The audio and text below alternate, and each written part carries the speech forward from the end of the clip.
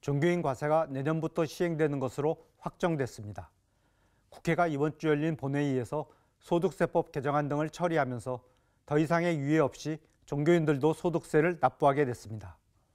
이는 1968년 이낙선 초대 국세청장이 과세 필요성을 제기한 지 50년 만의 일입니다.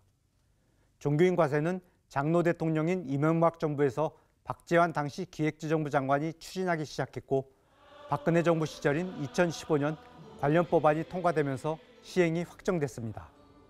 그러나 종교계, 특히 우리 개신교계의 반발로 시행이 2018년으로 유예됐고, 올해 내내 재연기 주장으로 논란을 이어오다 결국 내년 시행이 확정된 것입니다.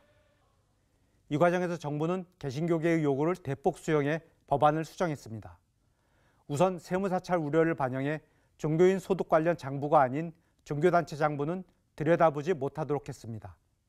또 탈세 신고가 들어와도 국세청이 직접 조사에 나서지 않고 시정 공고를 우선하도록 했습니다. 이 같은 수정 내용은 개신교계의 요구를 전폭적으로 수용한 것입니다.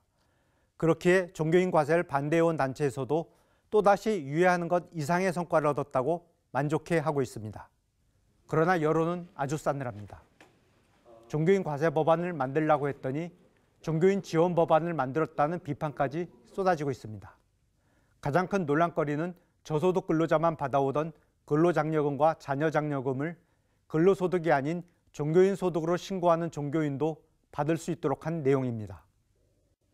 이는 세금을 아끼기 위해 혹은 근로자가 아니라는 명분으로 근로소득 대신 종교인 소득으로 신고한 종교인이 저소득 근로자를 위한 지원금은 챙겨가려 한다는 도덕적 비난을 받게 되는 것입니다. 종교인 과세로 납부하는 세금은 한 해 최고 200억 원 정도로 추산됩니다.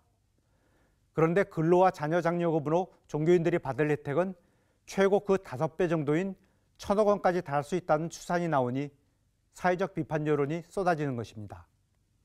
더군다나 국정원 특수활동비가 논란이 되고 있는 시대 상황에서 종교인 활동비는 한도 제한 없이 면세 대상으로 인정했으니 대형교회 특혜 시비까지 가중되고 있습니다. 종교인 과세는 이제 확정됐습니다. 세금을 내면서도 종교인에 대한 과도한 특혜라거나 심지어 종교인 지원법이라는 냉소적 비판을 받을 이유는 없습니다. 다음 주까지가 개정안에 대한 각계 의견을 수렴하는 입법 예고 기간입니다.